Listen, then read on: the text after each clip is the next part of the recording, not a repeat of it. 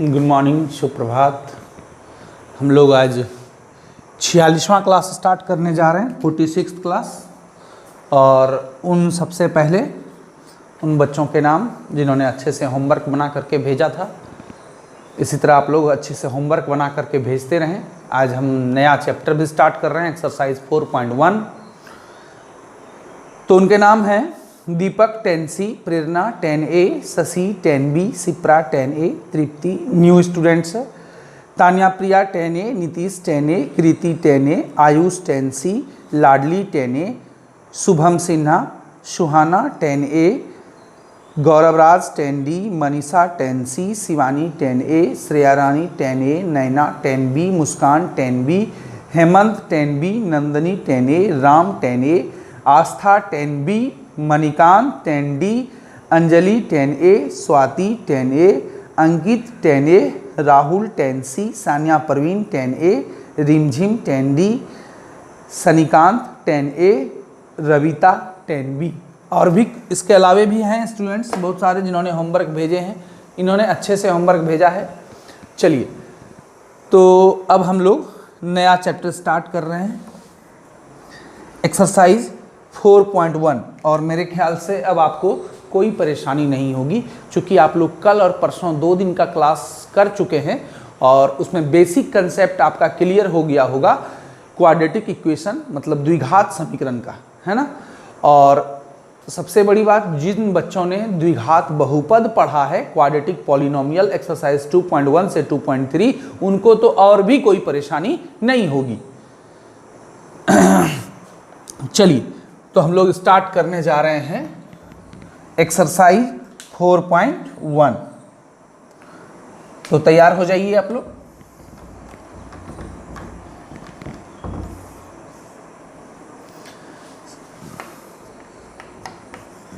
सबसे पहला सवाल है कि जांच कीजिए कि क्या निम्नलिखित, आप अपना बुक खोल लीजिए, NCERT बुक, पेज नंबर 82 है ना। जांच कीजिए कि क्या निम्नलिखित द्विघात समीकरण है या नहीं है, जांच करना है। x+1 का होल स्क्वायर बराबर 2 × x-3। बस इसका जांच करना है हमें कि यह द्विघात समीकरण है या नहीं है। x+1 का होल स्क्वायर बराबर 2 × x-3। देखिए, द्विघात समीकरण किसको कहते हैं आप जानते हैं? जिस समीकरण का घात 2 हो उसे द्विघात समीकरण कहते हैं। सबसे सिंपल है, नाम से ही पकड़ में आ जाता है, द्वि जोड़ घात। घात किसको बोलते हैं? वो जो पावर जो कान के ऊपर होता है। हंसने वाली बात नहीं है, समझिए। देखिए, ये है पावर, इसका घात 2 है। गुणज में क्या है? √5 है या बटा है, क्या है, इससे कोई मतलब नहीं है। घात यदि 2 है, इसका मतलब है वह द्विघात समीकरण हो गया। बस, तो हम चेक करेंगे। अब बहुत सारे बच्चे इसको बिना बनाए, यहां देखेंगे स्क्वायर है तो लिख देंगे हाँ है द्विघात समीकरण। ऐसा नहीं कीजिए, थोड़ा सॉल्व हो सके तो सॉल्व कर लेना चाहिए। कभी कभी ऐसा होता है जो दिखता है वो होता नहीं है।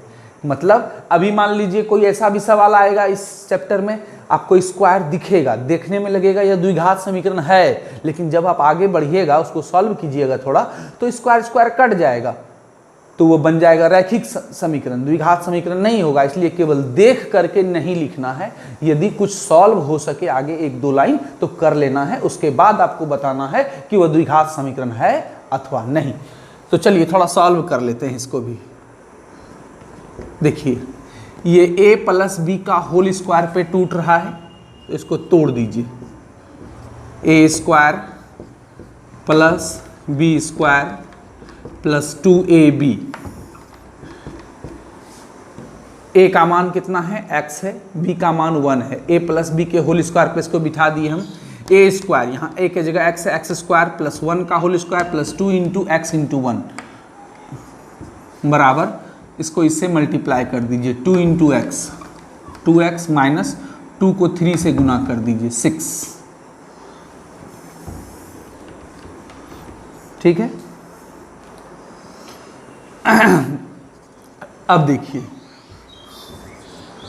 एक्स स्क्वायर प्लस 1 का whole square 1, 2 into x into 1 गुना कर देंगे, 2 इंटू एक्स 2x, 2x गुना 1 2x, प्लस 2x को इधर बुला लेते हैं, माइनस 2x, माइनस 6 भी इधर आ जाएगा तो उसका दोनों का चिन्ह बदल गया, उस पार से इस पार आया तो चिन्ह बदल गया, plus 2x minus 2x cut गया, एक्स स्क्वायर 6 प्लस 1, दोनों कांस्टेंट टर्म है, दोनों अचर पद है, समान चिन्ह में जुटता है, दोनों प्लस में है, जुट जाएगा बराबर 0। अब आप देखिए इसका, अब देखिए अब इससे आगे हम नहीं बढ़ सकते हैं, है ना, इससे आगे हम जा ही नहीं पाएंगे। अब यहां पर हम देखेंगे कि इस समीकरण का घात कितना है, तो घात 2 है। घात कितना है? सबसे बड़ा घात देखा जाता है, वही पूरे बहुपद का घात, पूरे समीकरण का घात कहलाता है। मान लीजिए यहाँ घात 2 भी है, घात 3 भी रहता, घात 4 रहता, तो हम उस समीकरण का घात 4 हो जाता। जो सबसे बड़ा घात होगा वही पूरे समीकरण का घात कहलाता है। तो घात 2 है, लिखेंगे अतः यह क्या है? द्विघात समीकरण है। और 2 के अलावे कुछ भी हो, 1 घात हो तो वह नहीं है, 3 घात हो नहीं है, 2 के अलावे कुछ भी हो, 4 हो नहीं है। तो द्विघात समीकरण कब होगा? जब इस समीकरण का घात 2 होगा। उसको थोड़ा सॉल्व करेंगे, आगे लेके जाएंगे, है ना, तब वह द्विघात समीकरण देखेंगे है अथवा नहीं।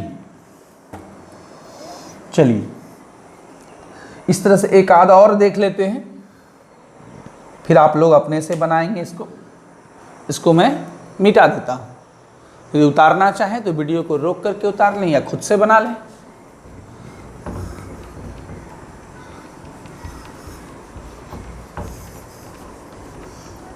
बहुत ही आसान और मज़ेदार इंटरेस्टिंग चैप्टर है ये, आपको भी मन लग रहा होगा जो थोड़ा समय दे रहे होंगे। चलिए एक देख लेते हैं लास्ट वाला।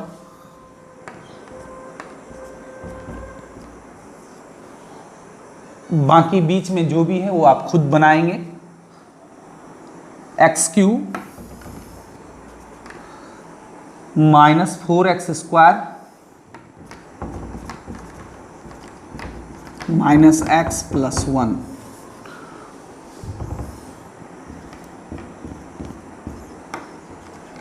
देखिए सवाल उतारने के बाद एक बार मिला लीजिए ज़रूर। ये गलतियां किसी से भी हो सकती है, आपसे, मुझसे, और अक्सर बच्चों से होती है। हम देखते हैं कि वो बना रहे थे सही लेकिन प्रश्न ही गलत उतार लिया था आपने।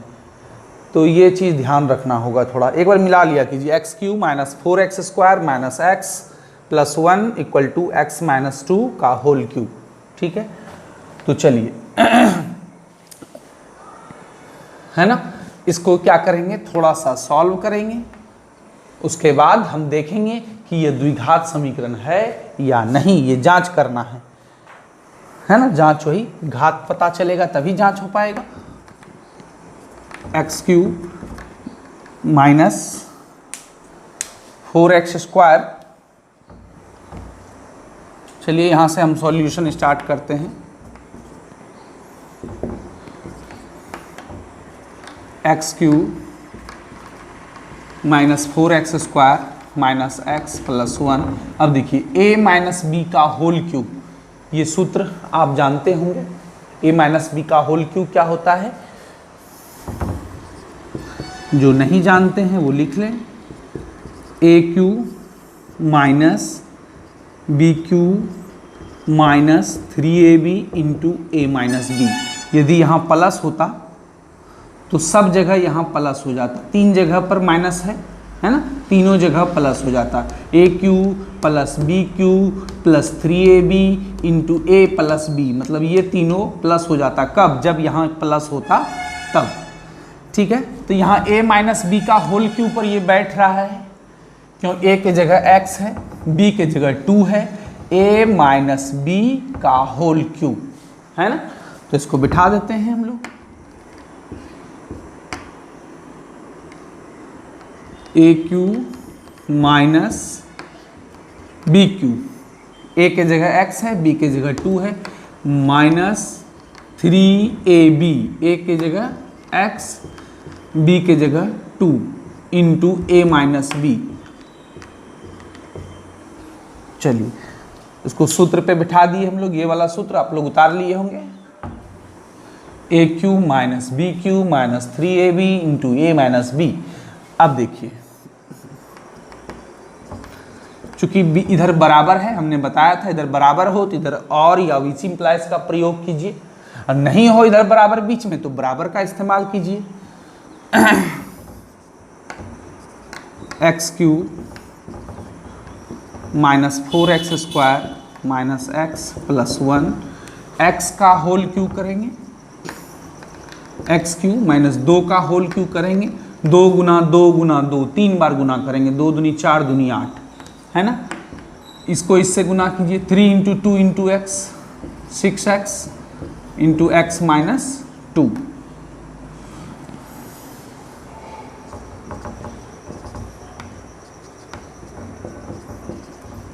जहां तक सॉल्व हो सकेगा वहां तक करते रहेंगे। X cube minus 8 minus 6x को x से, minus 6x square, x into x square हो जाता है, minus into minus, plus 6x को 2 से गुना करेंगे, 6 दूनी 12x, है ना। स्क्वायर कैसे होता है जानते हैं, गुना x इंटू एक्स, x पर भी पावर 1 है, यहाँ भी x पर पावर 1 है, तो गुना में पावर जुट जाता है, ऐड हो जाता है, तो 1 प्लस 1 पावर जुट जाएगा तो यहाँ पावर 2 हो जाता है ना। अब सब को एक तरफ ले आइए आप, x cube minus 4x square minus x plus 1, अब सबको इधर ले आते हैं, प्लस एक्स क्यू इधर आएगा, माइनस एक्स क्यू माइनस 8 इधर आएगा, प्लस 8 माइनस 6x स्क्वायर को भी इधर लाइए, plus 6x square plus 12x को भी इधर लाइए। समीकरण बनाने के लिए तो क्या करते हैं, सबको एक तरफ बाएं तरफ कर देते हैं, उधर दाहिने में कुछ नहीं बचता है, मतलब 0। अब देखिए ये plus x Q minus x Q cut गया, और कुछ कट रहा है नहीं। 6x स्क्वायर में 4x स्क्वायर घट जाएगा, ये प्लस में है ये माइनस में है, विपरीत चिन्ह में अपोजिट साइन में घटता है, तो 6x स्क्वायर में 4x स्क्वायर चला गया, क्या बचेगा 2x स्क्वायर। जैसे 6 घोड़ा में x स्क्वायर को हम घोड़ा मान लें, तो 6 घोड़ा में 4 घोड़ा चला गया, तो क्या बचा 2 घोड़ा, तो ये x स्क्वायर भी बचेगा, 2 ये घोड़ा माने हैं, 2 घोड़ा बचा है कि नहीं। चलिए अब x वाला देखिए यहाँ भी है, यहाँ भी है, दोनों माइनस में है ना, तो समान चिन्ह में जुटता है, यहाँ 12x यहाँ 1x, टोटल 13x हो गया, चूंकि बड़ा माइनस में है माइनस लग जाएगा, या यूं कहिए दोनों माइनस में है तो माइनस लग जाए। यहाँ पर भी कुछ बच्चों से गलती होती है, क्या गलती होती है मैं बताता हूँ, सोचते हैं यहाँ माइनस है यहाँ भी माइनस है, तो माइनस माइनस प्लस, ये गलत हो जाएगा, है ना। वो तो माइनस इंटू माइनस जब गुना करते हैं तब ना माइनस माइनस प्लस होता है, यहाँ गुना तो नहीं हो रहा है, इसलिए ध्यान रखेंगे। यहाँ पर दोनों ये देखेंगे कि दोनों बड़ा कौन है, ये बड़ा है, इसका चिन्ह माइनस है, तो ये लगा दिए। अब देखिए 8 है प्लस में और 1 भी है प्लस में, तो 8 और 1 जुट के कितना हो जाएगा 9, अचर पद 2 ही ठो है ना, तो बराबर 0। अब देखिए घात, देखिए इस समीकरण का घात देखिए कितना है 2, है ना, घात 2 है, अतः यह भी क्या है द्विघात समीकरण है, और घात यदि 2 नहीं होगा तो द्विघात समीकरण नहीं है ना।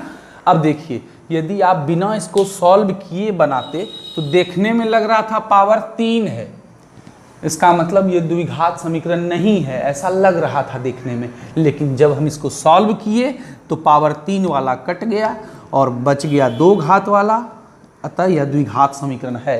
इसका मतलब यह हुआ कि कभी कभी हम जो दिखता है वो होता नहीं है, इसलिए देख के केवल नहीं, उसको सॉल्व हो सके तो थोड़ा दूर सॉल्व करके अब इससे आगे बढ़ना कठिन है, तब हम लिखेंगे घात 2 है, अतः यह द्विघात समीकरण है ना।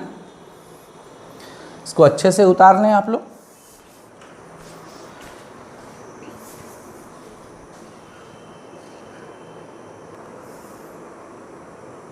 चलिए अब हम लोग देखते हैं 2 का 1 नंबर सवाल।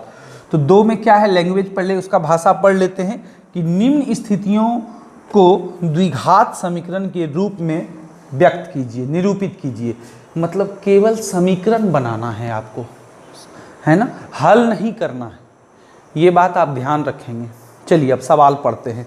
2 का 1 नंबर, एक आयताकार भूखंड का क्षेत्रफल 528 मीटर स्क्वायर है। क्षेत्र की लंबाई ब्रैकेट में लिखा हुआ है मीटरों में, चौड़ाई के दुगुने से 1 अधिक है। हमें भूखंड की लंबाई और चौड़ाई ज्ञात करनी है। देखिए, एक आयताकार भूखंड का क्षेत्रफल, अपने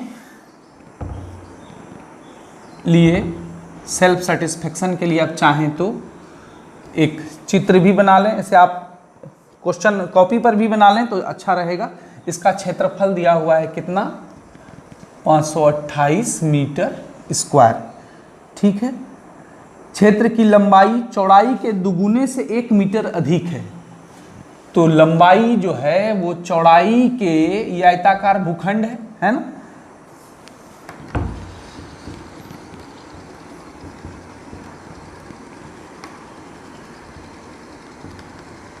आयताकार भूखंड है। मान लीजिए इसका चौड़ाई x है मीटर में, क्योंकि प्रश्न में दिया हुआ है मीटर। तो लंबाई क्या हो जाएगा, देखिए उसके बाद क्या करना है, हमें भूखंड की लंबाई और चौड़ाई ज्ञात करनी है। समीकरण केवल आपको बनाना है, समीकरण केवल क्या करना है, आपको बनाना, क्योंकि ऊपर में ही लिख दिया गया है कि निम्न स्थितियों को द्विघात समीकरणों के रूप में निरूपित कीजिए। तो केवल समीकरण बना के छोड़ देंगे, x y का मान नहीं निकालना है, ये बात ध्यान रखिए। प्रश्न में जो कहा जाए उतना ही करना चाहिए, ज़्यादा करने से मार्क्स काट लिए जाते हैं। चलिए पहले हम शुरू करते हैं इसको। इस मान लेते हैं, माना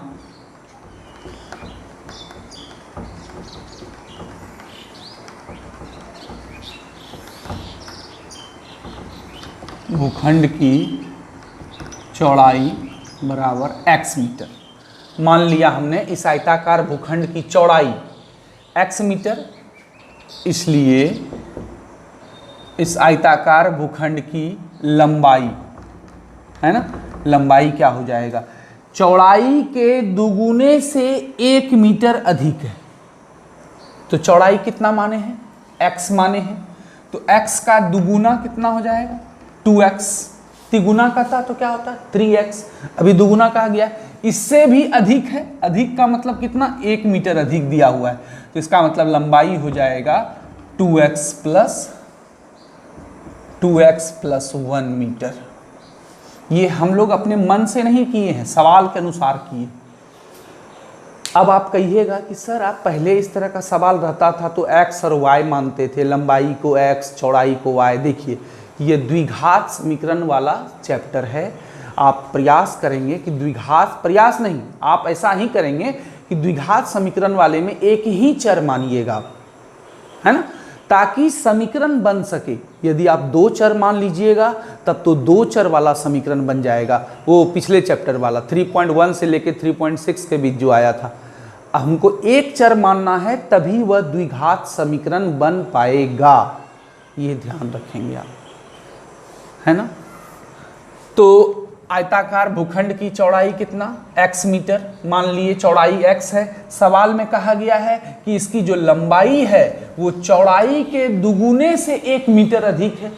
तो चौड़ाई x है तो x का दुगुना क्या हो जाएगा, 2x। उससे भी अधिक है, कितना अधिक है, 1 मीटर अधिक है, तो 2x प्लस 1 मीटर, है ना। अब जैसे कह देता कि लंबाई चौड़ाई के 4 गुने से 5 मीटर कम है ना, 4 गुने से, तो 4x कम है मतलब -4x माइनस 5 मीटर हो जाता। जैसा कहता वैसा करते हम। कम का मतलब माइनस, अधिक का मतलब प्लस। तो यहाँ लंबाई जो है वो चौड़ाई के दुगुने से, तो x का दुगुना 2x, उससे भी 1 मीटर अधिक है तो +1। प्रश्न से हम क्या है, इसका क्षेत्रफल दिया हुआ है ना।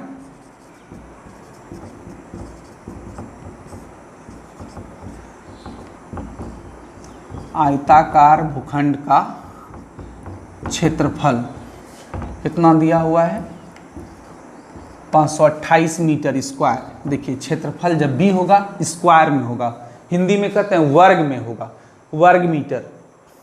सेंटीमीटर में यदि रहता तो सेंटीमीटर स्क्वायर, है ना, क्योंकि क्षेत्रफल में गुना होता है ना, लंबाई गुना चौड़ाई, तो गुना करने के बाद मीटर गुना मीटर, मीटर स्क्वायर हो जाता है। तो आयताकार भूखंड का क्षेत्रफल, आप जानते हैं किसी भी आयत का क्षेत्रफल क्या होता है, लंबाई L इंटू बी, है ना, लंबाई गुना चौड़ाई। एक बार मात्रक लिखे, अब लिखने की आवश्यकता नहीं है, लास्ट में लिखेंगे। लंबाई कितना है 2x + 1, यहाँ भी मीटर लिखने की आवश्यकता नहीं है, इंटू चौड़ाई, चौड़ाई कितना x बराबर कितना 528। अब इसको गुना कर देते हैं, x into 2x square, x को इन दोनों से गुना होगा, x इंटू 1 x प्लस 528 को इधर बुला लेते हैं, -528 बराबर 0। देखिए यही अभिष्ट द्विघात समीकरण प्राप्त हो गया, है ना। और ध्यान रखिए, फिर से एक बार मैं रिपीट कर रहा हूँ, इसमें केवल क्या कहा गया है, ऊपर में ही कह दिया है, 2 नंबर में ही, सब के लिए 4 सवाल के लिए ऊपर में ही लिख दिया गया है, निम्न स्थितियों को द्विघात समीकरण के रूप में निरूपित कीजिए। ये द्विघात समीकरण बन गया, x का मान नहीं निकालना है। मान लीजिए इसी में एक लाइन हम जोड़ देते, या एग्जाम में ऐसा जोड़ दिया जाता कि आयताकार भूखंड की लंबाई एवं चौड़ाई ज्ञात करें, तब जाकर के हम लंबाई चौड़ाई निकालते, इस समीकरण को हल करते, x का मान निकालते, गुणनखंड या सूत्र किसी विधि से, तब करते, अभी नहीं करेंगे। यहाँ पर क्या लिखा है, हमें भूखंड की लंबाई और चौड़ाई ज्ञात करनी है, मतलब जो क्वेश्चन बनाया उसको करना है। आपको केवल ये काम दिया गया है कि आप समीकरण बना करके छोड़ दीजिए, करनी है मतलब वो करेगा, आपको नहीं कहा गया है करना। सेंटेंस को आप गौर से देखेंगे तो लिख देंगे, यही अभिष्ट द्विघात समीकरण है। यही क्या है, अभिष्ट द्विघात समीकरण है। यही अभिष्ट द्विघात समीकरण है, मतलब जो अभिष्ट का मतलब जो पूछा गया है वह समीकरण यही है ना। तो इसको आप लोग अपने अपने वीडियो को रोक करके उतार लें। कहा गया था द्विघात समीकरण बनाने, और बन गया। चित्र बनाएं या ना बनाएं कोई दिक्कत नहीं है, बना लें तो और बेटर है।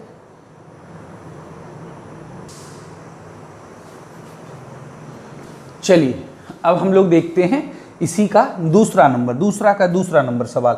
2 क्रमागत धनात्मक पूर्णांकों का गुणनफल 306 है, हमें पूर्णांकों को ज्ञात करना है। किसको करना है, जिन्होंने प्रश्न बनाया। आपको केवल क्या काम दिया गया है कि आप द्विघात समीकरण बना करके छोड़ दें, है ना। जैसे आपकी मम्मी कहती है कि हमें खिचड़ी बनानी है, तुम चावल हल्दी नमक लेके आओ, तो आप क्या करते हैं, सब कुछ ला के दे देते हैं। बनाना किसको है, आपकी मम्मी को, आप बना तो नहीं देते हैं। वही चीज़ यहाँ पर है। वो क्या लिख रहा है लास्ट लाइन, कि हमें पूर्णांकों को ज्ञात करना है। ज्ञात उसको करना है, आपको केवल क्या करना है, समीकरण बना करके छोड़ देना है। चलिए बनाते हैं। 2 क्रमागत धनात्मक पूर्णांकों का गुणनफल। 2 क्रमागत धनात्मक पूर्णांक है। चलिए मान लेते हैं, माना पहला धनात्मक पूर्णांक बराबर x, है ना।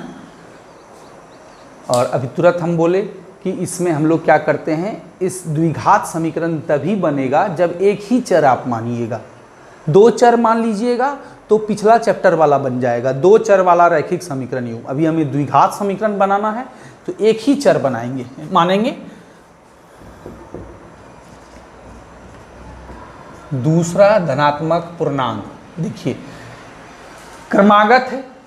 क्रमागत का मतलब क्या होता है, जस्ट उसके बाद वाला। जैसे मान लीजिए कोई है 15, एक संख्या है, तो जस्ट इसके बाद वाला मतलब क्रमागत कौन हो जाएगा, 16। पूर्णांक संख्या है, एक जोड़ेंगे। सम संख्या रहता 2 जोड़ते, विषम रहता उसमें भी 2 जोड़ते, है ना।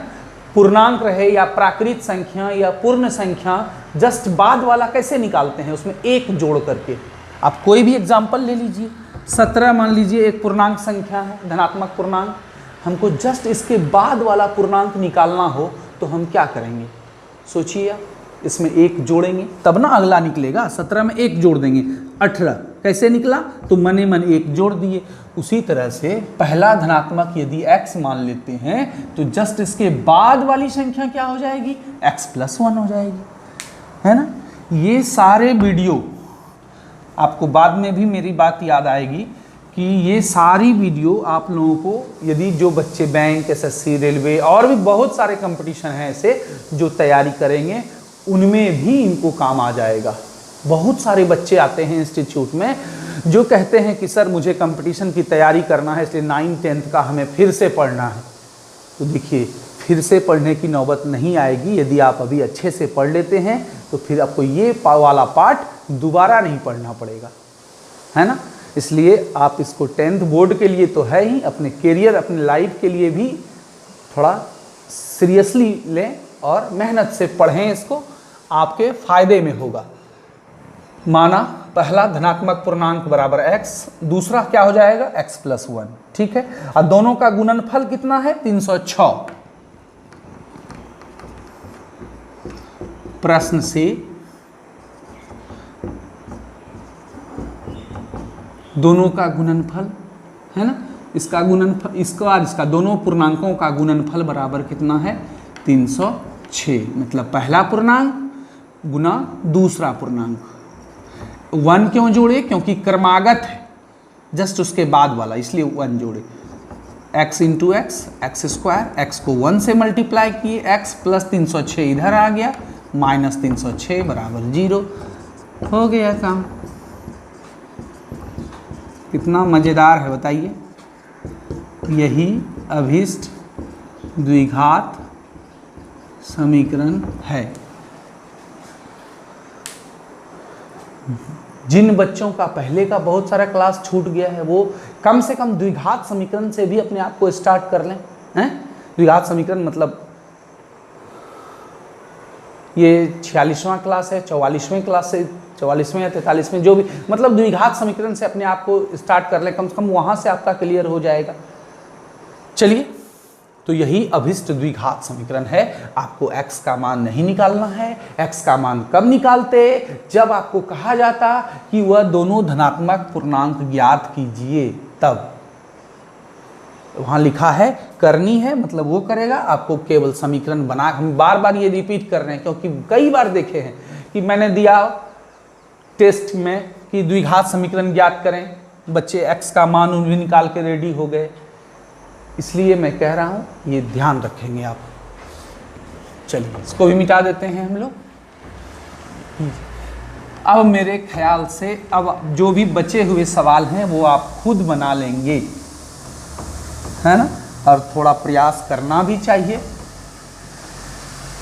नहीं तो फिर मैं वही साइकिल वाला उदाहरण बताऊंगा। जब तक आप खुद से नहीं चलाएंगे नहीं सीख पाएंगे। थोड़ा गिरेंगे, थोड़ा चोट लगेगा, तब फिर जा कर के सीखेंगे। 3 और 4 नंबर सवाल मैं छोड़ रहा हूँ आपके लिए, लेकिन चिंता नहीं करना है। यदि नहीं बनेगा तो आप हमको मैसेज करेंगे, कल मैं बता दूंगा। इसका तीसरा और चौथा, एक है रोहन की माँ उससे 26 वर्ष बड़ी है, तो आप मान लेंगे, माना रोहन की आयु x वर्ष है तो उसकी मम्मी की आयु क्या हो जाएगी, x प्लस 26 वर्ष, है ना। अब क्या करा है, उनकी आयु का गुणनफल अब से 3 वर्ष बाद 360 हो जाएगा। उनकी आयु का गुणनफल अभी नहीं, वर्तमान आयु आप मानिएगा। माना रोहन की वर्तमान आयु x है, इसलिए रोहन की माँ की वर्तमान आयु x + 26, ये तो वर्तमान अभी की है। लेकिन 3 साल बाद दोनों की आयु का गुणनफल 360 हो जाएगा। तो 3 साल बाद की आयु निकालने के लिए क्या करेंगे, रोहन में भी 3 जोड़ देंगे और उसकी मम्मी में भी 3 जोड़ देंगे। तो रोहन की आयु 3 साल बाद क्या हो जाएगी, x + 3, और उसकी मम्मी की आयु 3 साल बाद क्या हो जाएगी, x + 26 में 3 जोड़ेंगे तो x + 29। तो ये अब फिर दोनों का गुना, और दोनों का गुना बराबर कितना हो जाएगा, 360। रोहन की 3 साल बाद की आयु गुना उसकी मम्मी की 3 साल बाद की आयु, दोनों की आयु का गुना कर बराबर 360। इसको गुना कर देंगे, 360 को इधर ले आएंगे, द्विघात समीकरण रेडी है ना, करेंगे आप। उसके बाद रेलगाड़ी वाला सवाल है, देखेंगे आप, बनाएंगे।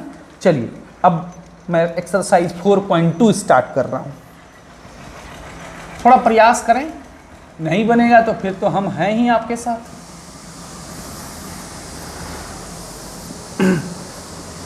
कई बार इंस्टीट्यूट के बच्चों ने 100 में 100 लाया है मैथ में, एक बार नहीं कहूँ 10 बार, कम से कम 10 से भी ज़्यादा बच्चे होंगे जो 98 99 का तो खैर गिनती ही नहीं, बहुत, इस बार भी 97 ही हाईएस्ट गया। चलिए 3 नंबर कट गया। ऑब्जेक्टिव आने के बाद थोड़ा सा डिफिकल्ट हो गया है, एक आध ऑब्जेक्टिव बच्चों से मिस हो जाता है कभी कभी। चलिए, लेकिन 100 आउट ऑफ 100 इंस्टीट्यूट का कई बार आया है। भगवान करे आप भी लाए, और यदि आप मेरे साथ मेहनत करेंगे तो 100% लाएंगे। चलिए तो एक्सरसाइज 4.2 देखिए, अब क्या बताना है इसमें, इसी पर तो हम लोग 2 दिन पढ़ रहे थे। देखिए कितना मजा आएगा। गुणनखंड विधि से मूल ज्ञात करना है। बोलिए क्या बताने की जरूरत है, हम लोग इसी को ना देते थे, दोनों विधि से हम लोग पढ़ चुके हैं, यहां तो केवल गुणनखंड विधि बनाना है।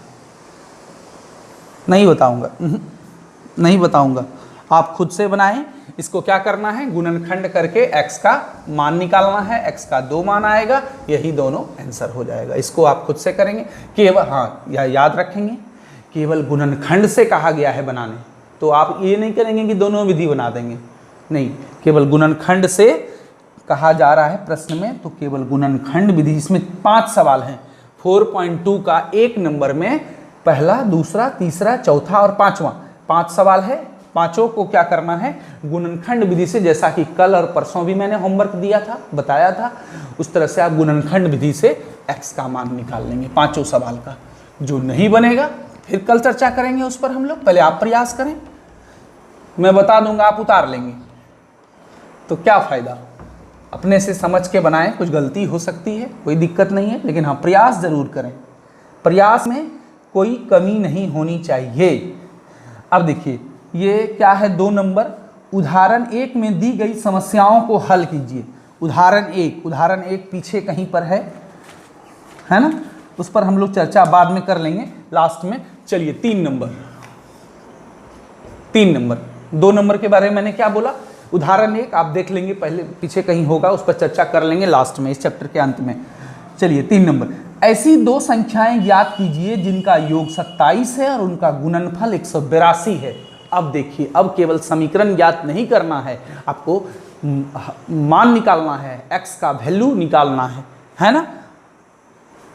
चलिए, ऐसी 2 संख्या जिनका योग 27 है, 2 संख्या है, माना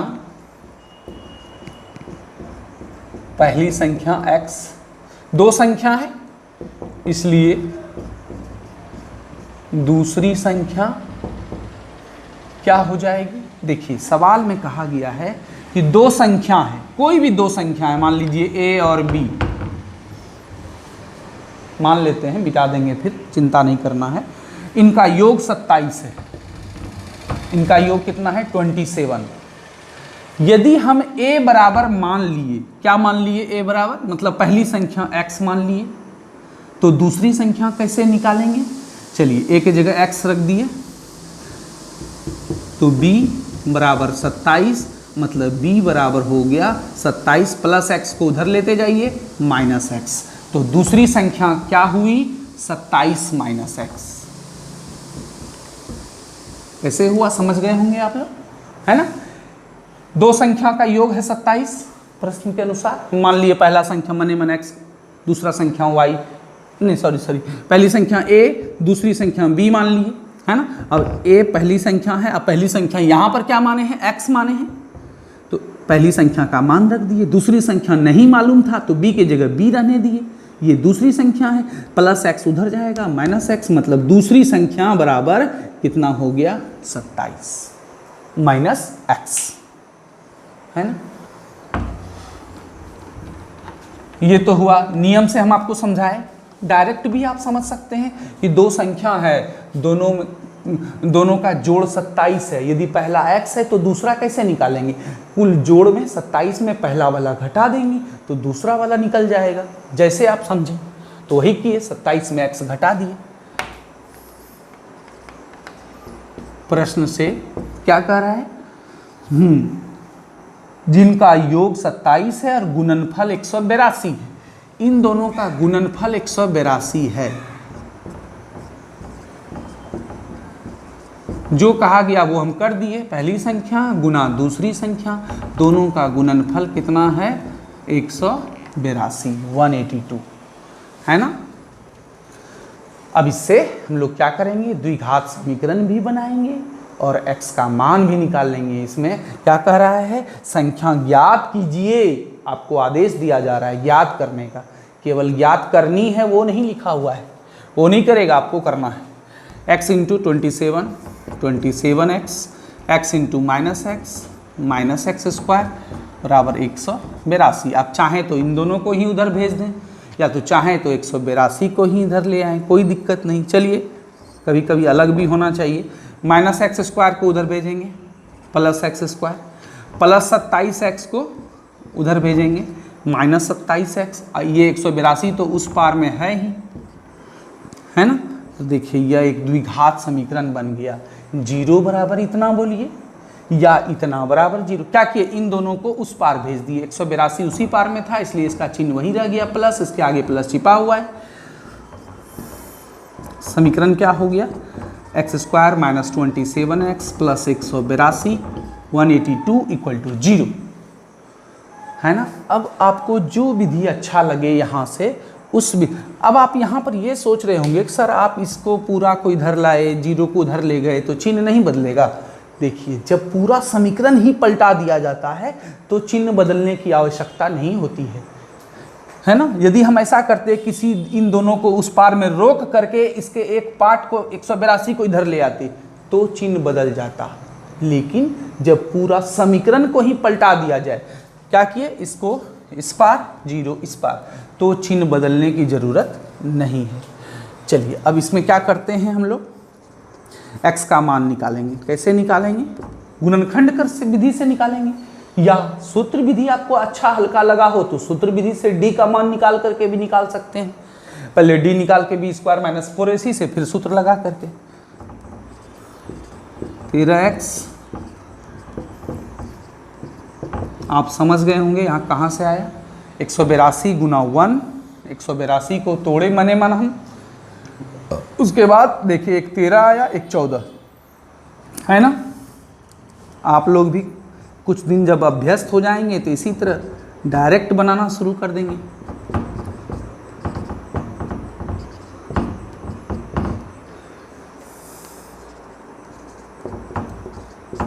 समझ रहे होंगे आप लोग मैं क्या क्या कर रहा हूँ, है ना। कुछ नहीं, गुणनखंड किए हम लोग, उसका क्या कर दिए, गुणनखंड किए। गुणनखंड क्या आया, x minus 13 into x minus 14 equal to 0।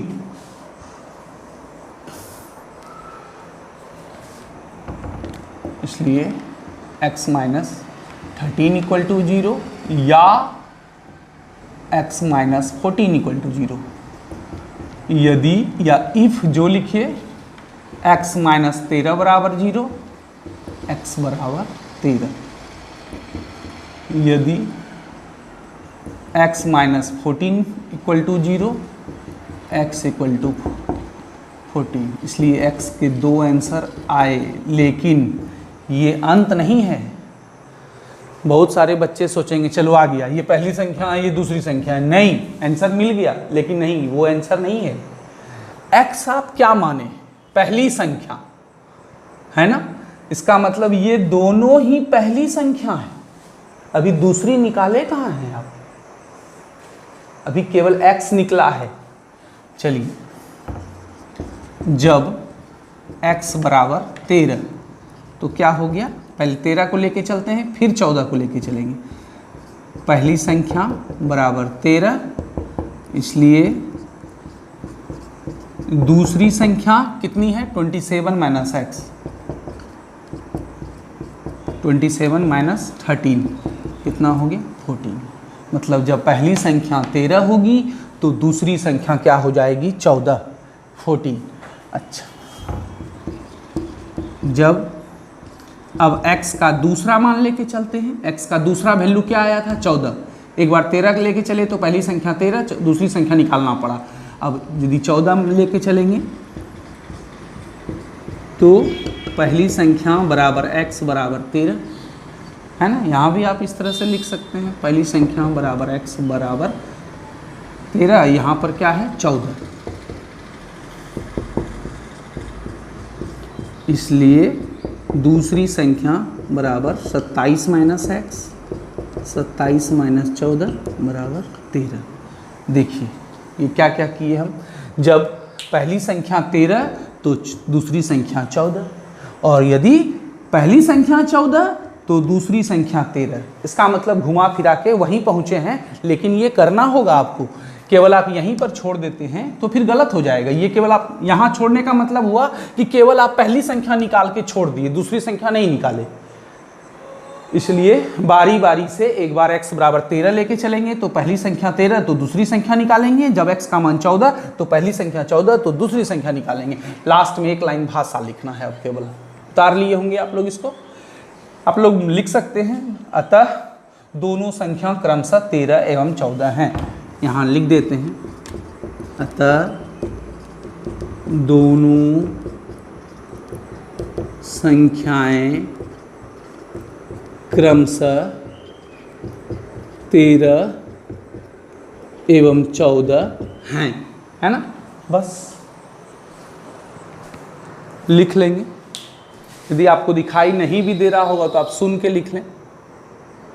क्या लिख लेंगे, अतः दोनों संख्याएं क्रमशः 13 एवं 14 हैं, है ना। इसको उतार लें। इस तरह से हम लोग इस चैप्टर को आगे आप लोग बनाएंगे।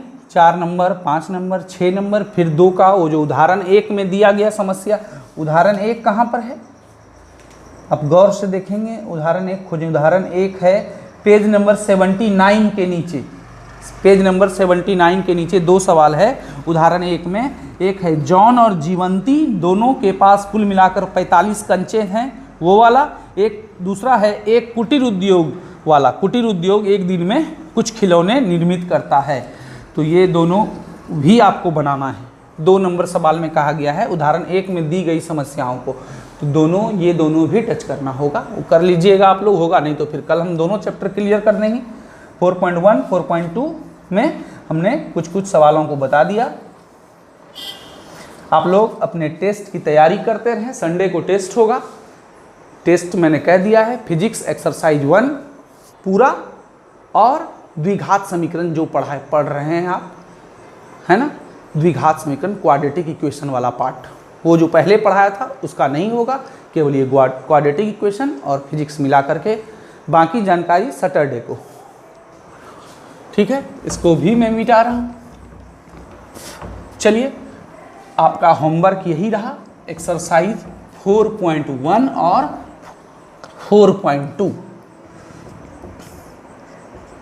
अच्छे से बनाएं, समझ के।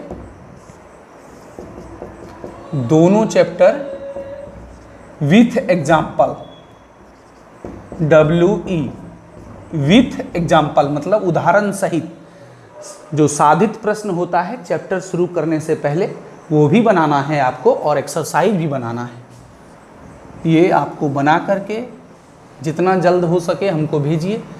अच्छे से होमवर्क बना करके भेजिए। एक्सरसाइज 4.1 4.2 जो नहीं बनेगा, हम लोग कल उस पर विचार करके कल दोनों चैप्टर को पूरी तरह से क्लियर कर देंगे, तब हम लोग 4.3 में प्रवेश कर जाएंगे, है ना।